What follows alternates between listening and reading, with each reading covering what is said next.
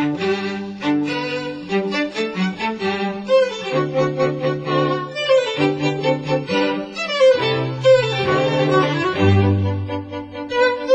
does this tiny place get the attention of the ancient world for over 1,000 years? How does it, of all the other sights and wonders that there were, how does it become the omphalos, the belly button of the ancient world? That was Michael Scott talking about the ancient site of Delphi. The Spanish Empire reflected a desire to expand a single religion, Catholic Church, whereas the British North American Empire, based on the idea to escape from an ideology. And that was Hugh Thomas on the Spanish Empire. Hello and welcome to the History Extra podcast. My name is Rob Attar and I'm the editor of BBC History magazine, which is Britain's best-selling history magazine. It's available in all good newsagents, or you can subscribe from anywhere in the world. Visit historyextra.com/subscribe for our latest subscription offers. And we also have digital editions for the iPad, iPhone, Kindle, Kindle Fire, Google Play, Kobo and Zinio. For details of these, head to historyextra.com/digital. The site of Delphi in ancient Greece occupied a central place in centuries of spiritual belief. It was visited by a host of famous figures from the classical world, and is still a magnet for tourists today. But how did it come to play such an important role, and what do we know about life in the town itself? These are some of the questions tackled by historian and broadcaster Michael Scott in his new book, Delphi, A History of the Ancient World. Michael spoke to our book's editor, Matt Elton, who started by asking him what inspired him to write the book. Well, I've been working on Delphi for a long time. In fact, I first started working on Delphi when I started my PhD back in 2004. And the site itself has been excavated since the 1890s. That's when the big dig, or the grand fouille, as the French call it, began. And Delphi was sort of recovered from the debris into which it had fallen. So it's been worked on a long time, and I've been working on it a long time. And what I felt was lacking in amidst all the extraordinary scholarship that has been published about Delphi is a book that really brought it all together. I mean, I think it's really interesting that the French publish the excavation reports of Delphi in different volumes, and they dedicate different volumes to different things. So volume 1 is for the history of the site, volume 2 is for architecture and topography, volume 3 is for inscriptions, and so on. And there have been tons of volumes, in those different series that have appeared over the last 100 years, but not a single volume has been published under the title of the history of the site. And I think that says something really interesting. If you talk to French scholars or German scholars, they often refer to this as sort of the English disease, where the other people do all the sort of nitty-gritty work and then the English come in and do the synthesis. And I think there's a certain extent that's probably true. But I think with Delphi in particular, it's actually really crucial to bring the story together. And so what the book tries to do for the first time, really, and certainly for the first time in English, is tell the whole story of Delphi throughout its 1,000-year history, so from its very beginnings, and actually bringing it all the way up to not just its end in the ancient world with the advent of Christianity in the 5th and 6th centuries AD, but also right up to its story right up to today in the 21st century. And in doing so, it looks at not just the oracle, which is what made Delphi famous and what most people think of when they think about Delphi. It tries to put the oracle in the context of all the other activities and events that were going on at the site. And it tries to do that by looking not just, as some previous works have done, at Delphi through the literary sources or through the archaeological material, but actually bringing all of that together to give, if you like, a 360-degree view of Delphi, and to really get into the mindset of what the ancients would have thought and experienced when they came to Delphi and when they thought about Delphi. And for me, our key question with Delphi is, how does this tiny site, with a population around it of no more than 1,000 people, clinging to the mountains on the side of the Parnassian mountain range in Greece, in quite a remote location, how does this tiny place get the attention of the ancient world for over 1,000 years? How does it, of all the other sights and wonders that there were, how does it become the omphalos, the belly button of the ancient world? And I don't think you can answer that question by looking simply at the oracle, or at dedications, or at its games, or simply at the literary sources, or at a particular period of, say, its golden age in the classical period. You have to put it all together, and when it's only when you put it all together, I think, that we can come up with a really satisfying answer to why Delphi managed to be the success it was. The site has this huge and varied history. What do we know about its origins, its early days? Oh, that's where things get very sort of mythical, mystical, mytho-history. It's really difficult to pull apart, but it's a really interesting case study for how the literary material and the archaeological material, when brought together, can help inform us and give us a better picture.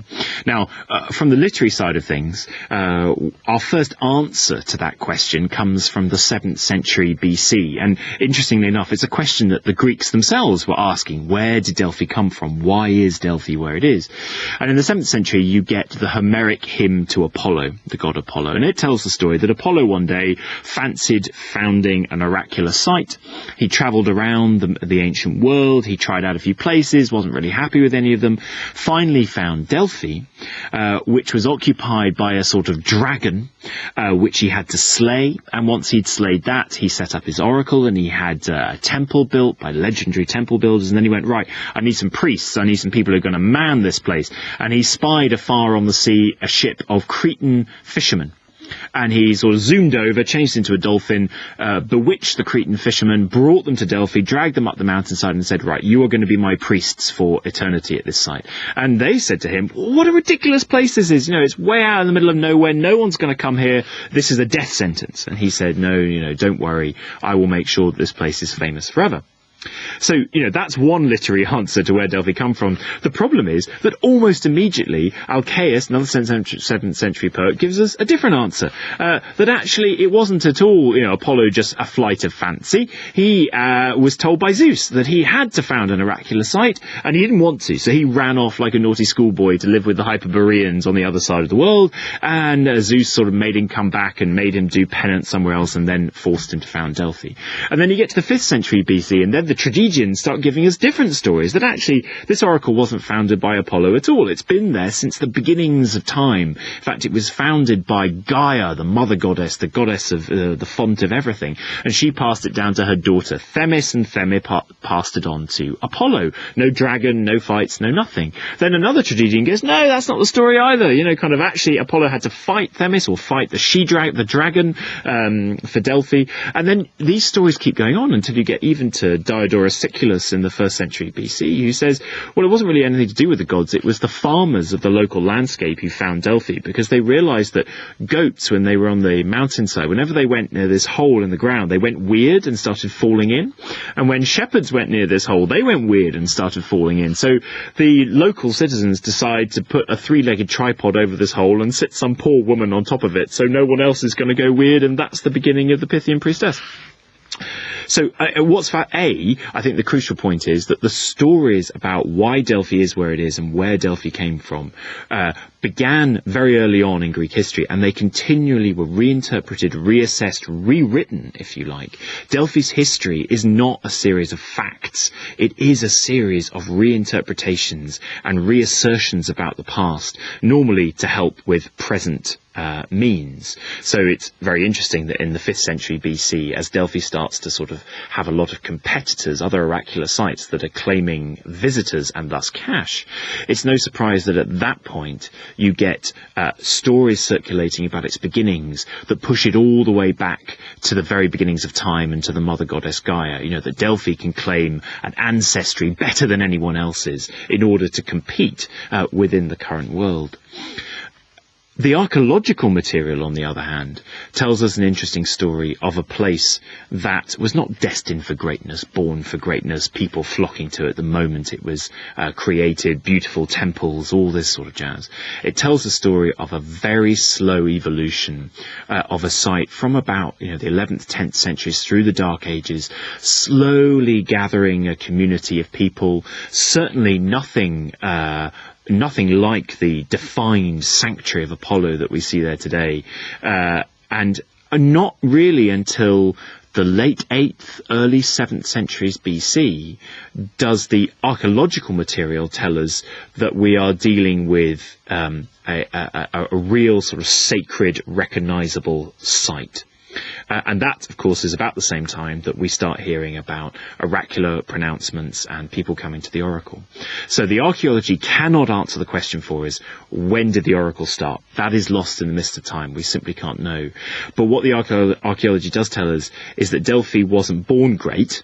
It was born struggling and slowly building a community that would explode in the late 8th and early 7th century onto the Greek scene, and with it all the literary stories that told us about these mythical and magical and wonderful beginnings at the hands of the gods. So what role did the site come to play in society? I mean, I think it is quite extraordinary when you think about it, that this tiny place with a community of no more than 1,000 people sitting in central Greece, basically throughout the 8th, 7th, 6th, 5th and 4th centuries, its oracle was involved in pretty much every major decision that had an impact on the history and timeline of the ancient Greek world.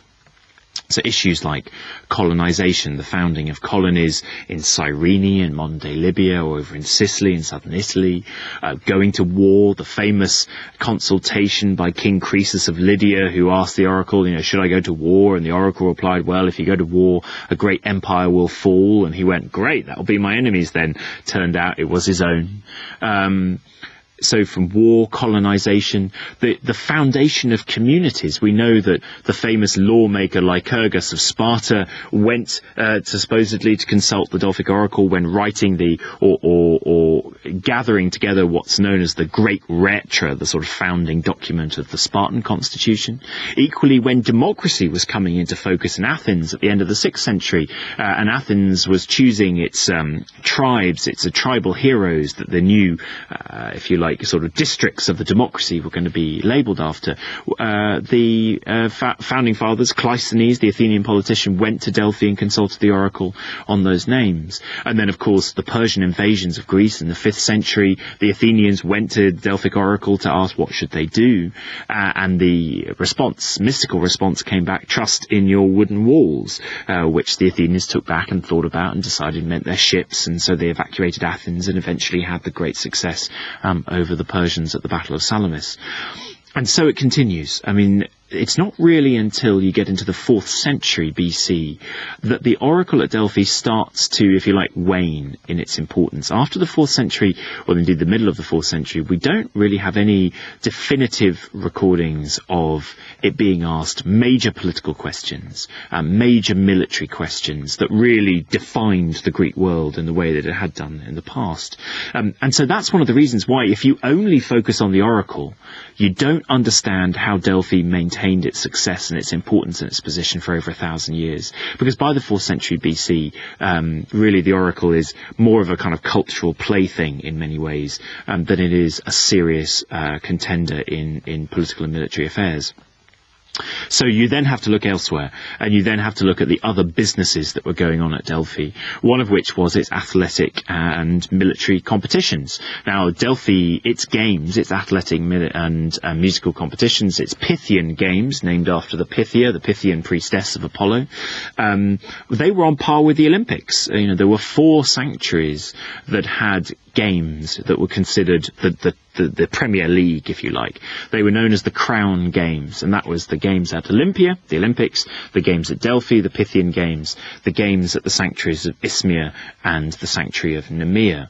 And games at Delphi happened every 4 years, just like the Olympics, and they drew, we think, something like the same kind of crowd, 40,000 odd people coming every 4 years to Delphi. And in fact, interestingly enough, Delphi has the earliest archaeologically found gymnasium structure. Not at Olympia in the Olympics, didn't have a gymnasium until sort of the 3rd century BC. Delphi has one from the 4th century BC. So it seems that, just as the oracle starts to fade away, it's investing heavily in its athletic and musical competitions to provide more and more facilities for people coming. And those games carry on right through until the 5th or 6th century AD. And at the same time, the other big thing that we have to put into this mix is the business of dedicating at the sanctuary. Now, if you look at the maps or plans of Delphi today, you'll see, particularly the sanctuary of Apollo, it's absolutely crammed with stuff, buildings, treasuries, we call them, statues, statue groups, all sorts of things. And they're in gold, they're silver, bronze, ivory, marble, an incredible array of exotic offerings. And these are all dedications, things that individuals or cities have come along, built in the sanctuary and dedicated to the god. Now, why would they do this? Well, partly sometimes it's in relation to the oracle, and thanks to the oracle for a good response, a good idea, a good bit of advice. But a lot of the time it's to do with the fact that these individuals or these cities want to make an announcement about themselves. And you're in a world where there's no TV, there's no radio, there's no internet, Facebook, Twitter, there's no newspapers. How do you spread news around the world in a place where people can really only hear it if they see it or if they hear it from someone in sort of oral transfer? You have to go where lots of people go to on a regular basis. So sanctuaries like Delphi, where you could guarantee that people were coming for the oracle and people were coming for the athletic games, became great notice boards, great places in which to show off about your latest success. And so people would build a treasury to say, hey, look, we're this rich, we're this amazing. Or they put up a statue group when they'd had victory in a battle against a foreign enemy, or indeed against another Greek city to show off. And then 10 years later, when that other Greek city that had been defeated maybe had a victory over them, they'd come back and they'd put a monument up right opposite the other one, say, "Yah shucks boo, we're now better than you." So this sanctuary really is, it's a cacophony of statements of greatness by individual cities and of real kind of jockeying for position, if you like, sort of no holes barred, jamming elbows into other people's ribs and shouting and showing off, all in the name of worshipping the god Apollo at Delphi. Can we trace archaeologically the changes in the site's purpose across time? Yeah, I think we can. I mean, particularly with dedications, that's an extraordinary archaeological record for us. And the great thing about religious sanctuaries in the ancient Greek world was that once something was in that sanctuary, it was technically the property of the god. And so as a result, it could not be removed. It belonged to the god. Now, that's an archaeologist's dream because it means that everything is there still, And we know that this place got so packed that on regular basis they had to have cleanups, and so they can't chuck the stuff away, they can't get rid of it. But, things degrade, things get broken. And so what we found in the site, for instance, are archaeological pits that were dug, and there's a famous one that was dug in the 5th century BC where they bury a whole host of dedications that have got broken or bashed or battered into the ground. They're not getting rid of them, they're not chucking them out of the sanctuary, so they're not breaking the rules, but they are getting them out of sight so that they can clear up space to have more stuff in there. So you get these extraordinary, if you like, time capsules of stuff that they've sort of buried away and put out of the ground. And that tells us a little bit about the sorts of things that were being dedicated, the styles of dedication that were popular, say, in the 6th century, and then in the 5th century, and then in the 4th century. And these things are not being prefabricated elsewhere and then being brought to Delphi. You're not going to carve an elaborate statue and then transport it with all the possibilities for knocks and bashes and breaking things off on sea and on land and dragging it 600 meters above sea level up to the sanctuary. You may kind of roughly carve it, but then you'll actually finish it in situ in the sanctuary itself. So Delphi was a hive of activity for craftsmen throughout its existence. And what you can see, what we can trace, is, if you like, within this melting pot of ideas, money and desire to show off and better one another, you really do get the creation of extraordinary artistic techniques and architectural ideas that are born at Delphi. And then when those craftsmen go off back to their home cities or go off around the world to build something else around the Mediterranean, you see those ideas spreading again. So Delphi becomes, if you like, this petri dish for artistic and architectural invention that then spreads out around the ancient world as well. Are there any major figures that are associated with the site? Sure. I mean, take your pick. Pretty much every major figure in Greek history travels through Delphi at some point. And that's from Aesop, of Aesop's fables. He fell foul of the Delphians and they wangled to get him thrown off a cliff, all the way through to the greats of 5th century Athenian democracy and empire, all the way through to Alexander the Great, for instance. Now, he's an interesting one, actually, because of all the people who you might expect to dedicate something extraordinary and massive at Delphi, Alexander the Great and his father, Philip II of Macedon, would probably be it.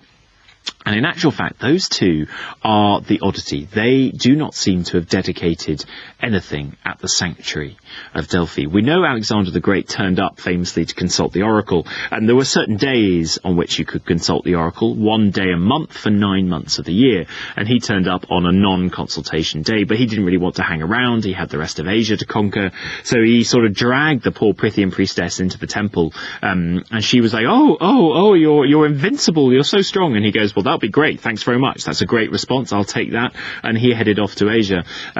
So he did pass through, but it's interesting that those two characters, particularly important characters in Greek history, didn't dedicate at the sanctuary, although they did, for instance, at Olympia. Now, the reason for that, there's lots of different reasons for it, one of which may be that Delphi was sort of very popular with cities and states who rather resented the Macedonian influence over the rest of Greece in the 4th century. But for, they're a curiosity. You then get the Hellenistic kings like King Attalus of Pergamon in Asia Minor comes in and offers an extraordinarily large stoa and, of course, statue of himself and one or two other things. And then the Roman emperors. Pretty much every major Roman emperor has some kind of contact with Delphi. And in before that, we know that greats of the Republic, like Cicero, came to consult the oracle and came to Delphi as well. So, and Roman emperors were so keen to have a relationship with Delphi, also willing to have a place in this extraordinary, by their time, sort of history board of the ancient world, that they would often accept to take an honorary magistracy position in the town of Delphi. I mean, you can imagine this tiny town of 1,000 people in the middle of a hillside in the massive Roman Empire that covered the entire Mediterranean world. They could claim to have the Roman emperor as an honorary magistrate on their town council. That's not bad by any means, shape or form. And other emperors were very willing to donate money. Domitian, we know, gave a ton of money to rebuild the temple when it was falling into abeyance. Hadrian visited the sanctuary, dedicated a statue of his on-off lover Antinous there. So really there isn't, I don't think, a major figure in Greek or Roman history that we can't claim to have had some contact with Delphi. Delphi, if you like, was this magnet. It had very much like a sort of when a snowball starts rolling down a hill, once it gets that momentum going, it just builds and builds and builds, and there really is no stopping it. But Delphi, because of all the different activities going on and the different ways in which it had managed to catch people's attention, it became an unstoppable rolling success where, because it had been so important, people felt they had to have a place there and they had to go there, and as a result its importance continued right the way through and even past the adoption of Christianity as the major religion of the Roman Empire by Theodosius at the end of the 4th century AD. Delphi continues to adapt and develop, and the Delphians themselves were very clever at responding to world events. So we know they would set up new religious festivals for people, for big kings, for the Hellenistic kings, whoever was the power of the day.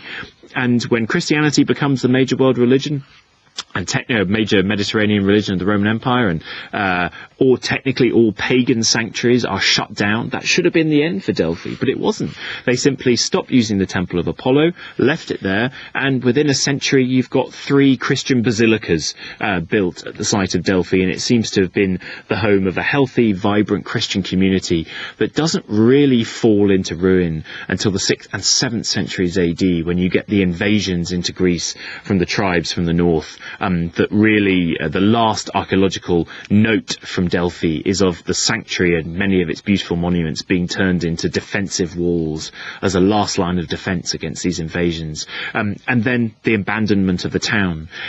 And what's so extraordinary for a place that has been so important for so long is that it then gets completely forgotten from the history books.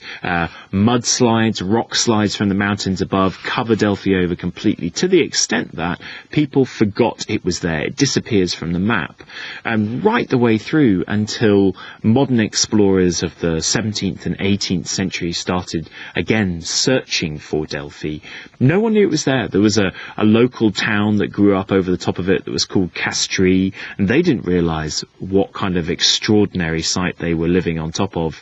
And there's a wonderful moment again of the modern Castrians, Delphians, really responding to world interest, because in about the sort of late 18th, early 19th century, as interest in Delphi starts to grow again, there's a momentous moment when the local town school of Castries, they remove the name of it from above the entranceway and they replace a name that says School of the Town of Delphi, and Delphi is back on the map again. And from there interest builds until you get the massive excavation of Delphi in the 1890s. And are things still being discovered there today? Yeah, I mean, so excavation has continued there almost ceaselessly. The French, when they did the first excavation, the big 10-year big dig, they likened it to their Iliadic Homeric epic, and at the end of the 10 years the chief excavator wrote that job was done, they're now going to get on with publishing it, and that would be it. How wrong he was. Basically within 5 years they were back there excavating and finding more and more, and they've never really stopped since. The last major excavation at Delphi was in the 1990s, when they were particularly interested in the earliest archaeological levels at Delphi, really trying to get a handle on what the archaeology could tell us about those early centuries, the 10th and 9th and 8th centuries BC. Since then there haven't been major excavations within the sanctuary of Apollo, but what I think needs to happen, and what the focus is turning towards now, is, if you like, we've been blinded by the richness and beauty of what there is to be found within the sanctuary of Apollo, and indeed also the sanctuary of Athena that was at the site as well. But we haven't really engaged with what we can find out about the remains of the community, the city, the polis of Delphi that lived around the sanctuary. And they have never really, the surrounds of the sanctuary have never really been the subject of systematic excavation. So if there is going to be a future push for new excavation in Delphi, I think that's where the focus is going to have to be, trying to work out a little bit more about the actual community of people who lived at the site and lived by the site. It was people coming to the sanctuary, people paying to consult the oracle, people paying to put up dedications, that really was the lifeblood of this community. And it would be great, I think, going forward in the future, if we could get a bit more resolution and focus on them as well. That was Michael Scott. Delphi, A History of the Ancient World, is out now, published by Princeton University Press in both the UK and the US. And the book is reviewed in our July issue, which is currently on sale. Also in our July issue, we take a look inside the mind of Richard III, we explore some myths of the Wild West, we find out why the Battle of Bannockburn became so integral to Scottish history, and we discover the story of the Victorian letter scammers. You can get hold of our July issue now in all good newsagents and digitally. And for our July issue, we've launched a fully interactive iPad edition, especially designed for the format. So if you do happen to have an iPad, this would be a great time to give it a try. You can find the BBC History magazine app on the newsstand or iTunes, or else via our website. And if you take out a subscription, your first issue is free. Now it's time for the latest history news with our website editor, Emma McFarlane. Weird and wonderful historic buildings available to rent as holiday homes are proving a huge hit with holidaymakers. The Landmark Trust, a charity that preserves small historic properties all over Britain by transforming them into unique holiday homes, has seen business boom by nearly 15% in the past 12 months, the Telegraph reports. Some of its 194 buildings, which also extend into France, Italy and the USA, are now fully booked until 2016. The range of quirky properties includes a Georgian folly, a former Victorian pigsty and a Victorian railway station building. Proving the most popular is Astley Castle, a 12th century fortified manor owned by Elizabeth Woodville, the wife of King Edward IV, which had fallen into disrepair until it was restored in 2005. In other news, ships sunk during the First World War are to be offered increased protection under a UN agreement. Many wrecks are today threatened by salvage operations, deliberate destruction and looting, but the UNESCO Convention on the Protection of Underwater Cultural Heritage will now be extended to thousands of sites. Introduced in 2001, until now the convention only applied to ships sunk at least 100 years ago. A spokesman for UNESCO told BBC News that the move will make a real legal difference. It is estimated that Britain mobilised 11,000 war vessels during the First World War, of which some 1,100 were sunk. Meanwhile, Education Secretary Michael Gove has said that schools should teach children about the feelings and suffering of German soldiers in the First World War. Speaking at the Chalk Valley History Festival, he argued that it was just as fascinating to examine how the soldiers of Germany approached the war as to read about the feelings of the British. According to The Telegraph, Gove said, "I think what we owe to those who fought is the dignity of dealing directly with them to find out why they acted as they did. Let's remember that for many of those who enlisted, they believed they were doing the right thing. If we look back and regard the war solely as a tragedy without any nobility, then we do them a disservice." Thanks for that, Emma.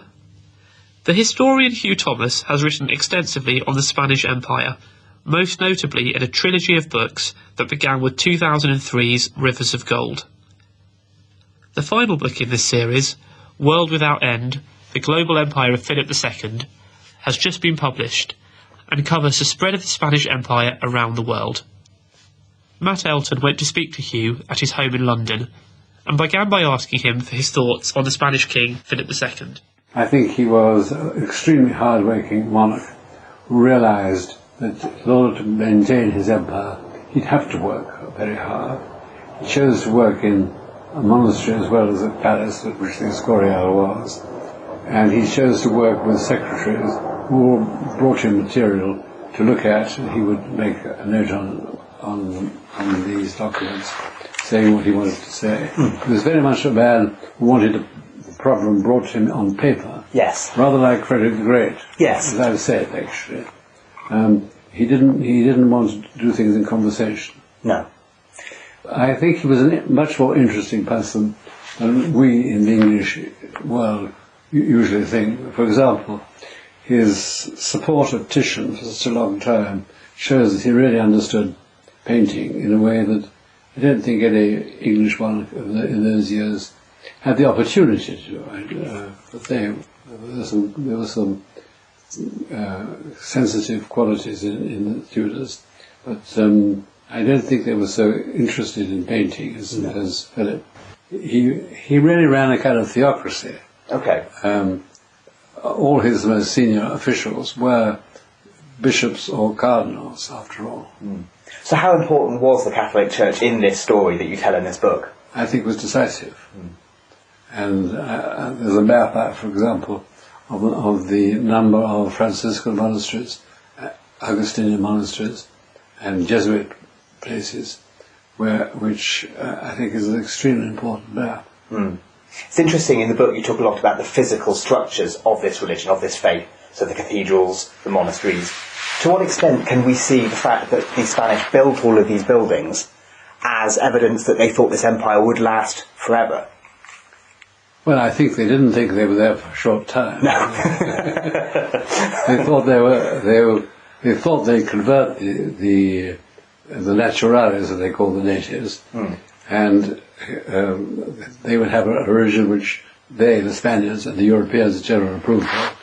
And whatever you say about the Christian religion, it was superior to the religion which based itself on human sacrifice on such a large scale.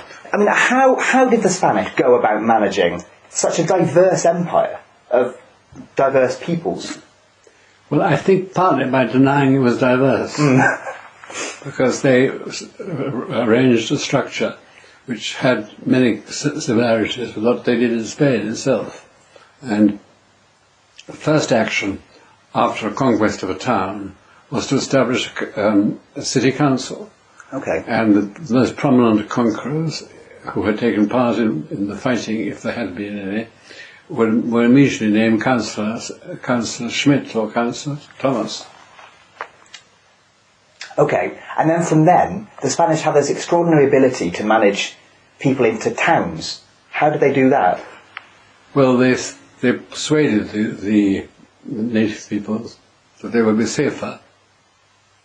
They wouldn't be attacked by bandits, and they would find it more easy to be converted if they were established in a new city. Mm. And that was perfectly true. It also enabled them to pay taxes Yes. more efficiently. So both sides benefited. Definitely. Yes, yes. I think I'm not being the devil's argument, but promoting the devil's argument. I think on the whole that the Indians thought that it was a good thing the concentration of towns was a good thing. Okay. So they did genuinely believe it was a positive step in their lives? I think they did. Yes. How would their day-to-day lives have altered following the conquest of their... Well, of course, there was their exposure to European diseases, which was terrifically important. Yes. And very destructive. And although there was fighting and people were killed in battles, the real destruction was caused by disease rather than by war. So their main enemy was disease, in that sense? Well, war, the Spaniards didn't expect the diseases to be so effective. No, no. Well, not effective, but consequential. Mm, yes. How did their diet change as a result of the spread of the empire? Well, they had wheat brought in from Spain, they had barley, and they had European fruits and vegetables. Mm. The Spaniards also benefited by having maize and chocolate. Yes. And other things which are indigenous to the New World. Maize, I think, was the great achievement. But don't forget the potato. Yes. Or indeed the tomato. I mean, our Christmas dinner with the turkey and the tomatoes and potatoes, it's entirely a New World concept. So it really altered both sides' diets. It certainly did. Yes. It's incredible, isn't it? Yes. Of the territories that the Spanish Empire conquered in the period that you write about in the book, which proved to be the most difficult for Spain? Well, I suppose Peru did turn out to be the most difficult, though it was the richest. And the Spaniards themselves quarrelled brutally over it. I think that the easiest, really, in some ways, was Mexico, New Spain, which they colonized with great assiduity and care.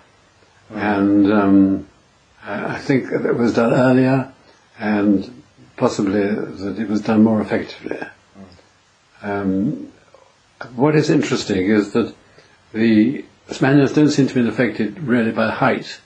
The height of Mexico City doesn't seem to have affected them. That's interesting, yeah. Or Cusco. I mean, they certainly had difficulties and diseases they got, but anyone who goes to those places knows they have to take care the first day or two anyway, for fear of contracting mountain sickness, Soretsi. And how difficult was Florida, for instance? Well, Florida was pretty difficult, but there was a brilliant commander, Menendez de Avilés, who really controlled it in the end. That is an interesting point, though, in the sense that what can the spread of the Spanish Empire tell us about the rest of Europe during this period? Well, you remember that Francis, King of France, said, I'd like to see the clause in Adam's will which guaranteed the Spanish and Portuguese control of the New World uniquely. I'd like to see it, but I don't believe it exists. So there was some resentment of this? Oh, without doubt. But in the end, the peace was made, and the Spaniards accepted that anywhere where they had not themselves penetrated could be absorbed by other European peoples. So that did happen in the 17th century with the British, the Dutch, and the French. Mm.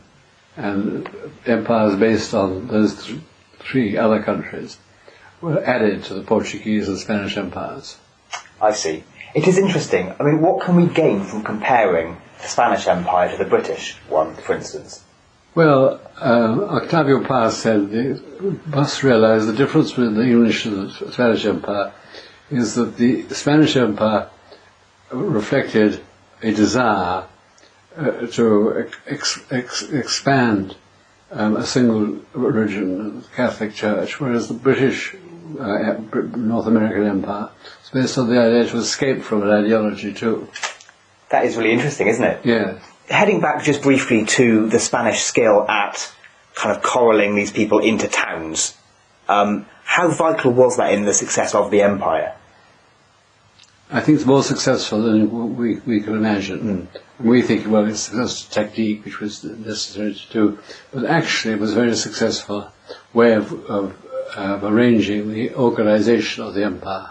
In both North America, which includes, for this purpose, Mexico, I think, Mexico and Central America, and South America, which of course covers the whole of the rest. Yes, yes. Okay. We are talking basically about two nerve centers, Mexico and Peru. Right. That is what the Spanish Empire and the New World was, basically. I see, yes. Okay. Something that's interesting is the idea that the Spanish were quite reflective. They questioned their right to rule over other peoples. Oh yes, I think that's an extremely interesting contrast with the other European empires, and indeed with all other empires in history, as far as I know. Okay.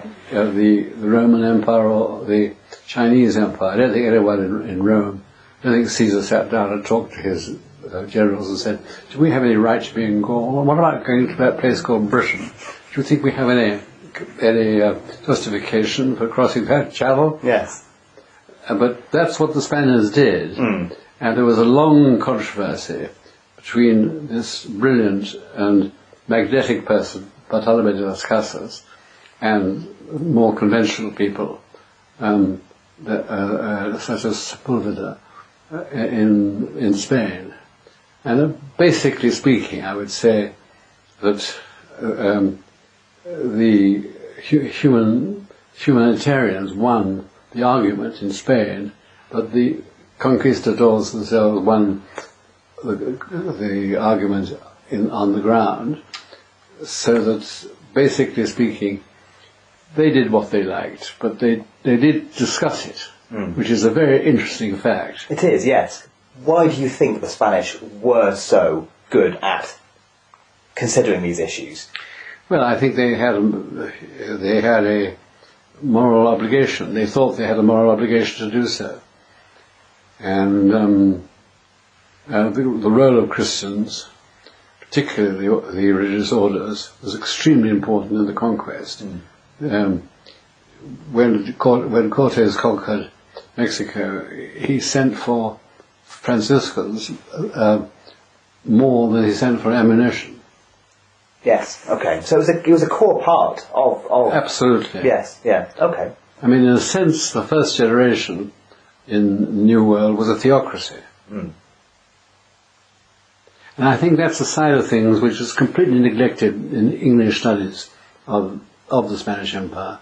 I did read, with benefit and enjoyment, Seeley's book of the expansion of England, and he says some very dubious things about Spanish Empire, how disgracefully the Spaniards he thought had behaved. But that was quite wrong, actually. Okay. Seeley was a great Cambridge historian, and he was very influential. And he was he who said that the British Empire has been conquered in a fit of absence of mind. But the fact is, he did neglect what was the reality of the Spanish world. How important? I mean, there's several key things it's nice to talk about here. But how important was silver to this story? Well, It's a very important question because one usually thinks, well, it was precious metals was the key element, but the fact is it was silver rather than gold by the time of Philip II. Gold was important, but far less significance, whereas the silver was terrifically important.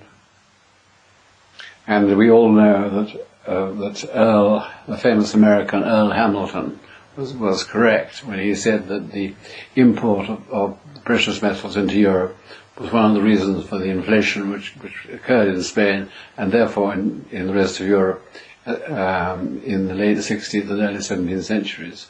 It is interesting how something like that can have such a knock-on effect. Yeah, yes, it is very. And talking about another factor, how important are books to this story? Well, I thought they were very important, but I'm not sure I can justify it completely. But I think that the fact that the discovery of the New World occurred in the generation following the development of the printed book was extremely important, just as, of course, it was very important for the Reformation. The Reformation wouldn't have occurred in anything like the way it did, had it not been for the availability of holy works which the printing press made. I think the books of so-called chivalrous literature are very interesting. I can't be certain I've got it completely right, but there was a wonderful book by a man called Irving Leonard, American, who said that the conquistadors were given their agenda, more or less, by these extraordinary stories like Amadis de Gaulle, Thierry Leblanc, and their successors. And it was they who talked about Amazons. They who talked about men with three eyes, or one eye in the middle of their breast. And these are fantastic stories of heroic undertakings. It's very interesting. I think I've got a paragraph or two on the subject in the book. So spreading these fantasy ideas was important to this story as the spreading of ideas in the Reformation? I think it was. Yeah. Why do you think China proved to be the obstacle that couldn't be conquered in that sense? Well, they didn't really try. The Jesuits and Augustinians and some others went to China, and they thought that it could be conquered with a certain amount of men. I think that the governor of the Philippines, whose name, if I mistake not, was called Ronquillo, and the Bishop of Manila, whose name was Salazar, and they didn't agree on anything, but they did agree that with about 300 or 400 men and about 20 or 30 ships, Spain could do from the Philippines in China what Cortes had done on behalf of Charles V in Mexico, and wrote to that effect. Sometimes scaling the numbers down to a ludicrously small figure. They thought they would stir up trouble in the dependent provinces of China and get them on their side, and then, like did happen in Mexico. But they did think it was a real possibility. Do you think it's fair to say, in any sense, that the end of the reign of Philip II marked a turning point in European politics? Yes, I think it did, because there was no further great adventures. By saying no to the Chinese adventure, the king was saying, well, my empire is big enough. And look at it, I've just absorbed the Portuguese empire too, the whole of Brazil. And Portugal, it seems, has a lot of little territories in the Far East. Is there a place called Macau, which we could use? What about those Jesuits who are in Japan? They will do something surely for us. I think they thought they'd got to the end of that stage of their expansion anyway. That was Hugh Thomas. World Without End, The Global Empire of Philip II is out now, published by Alan Lane. Okay, so that's almost all for this week. Do get in touch with your thoughts on podcast@historyextra.com, and we'll try and read out some of your messages in future episodes. One listener who's written in recently was Pat Pattison out in Tennessee. Pat says, "I don't know what I would do without your podcast. Thank you, thank you." Well, thanks for that, Pat, and I can assure you there's no danger of having to do without us anytime soon.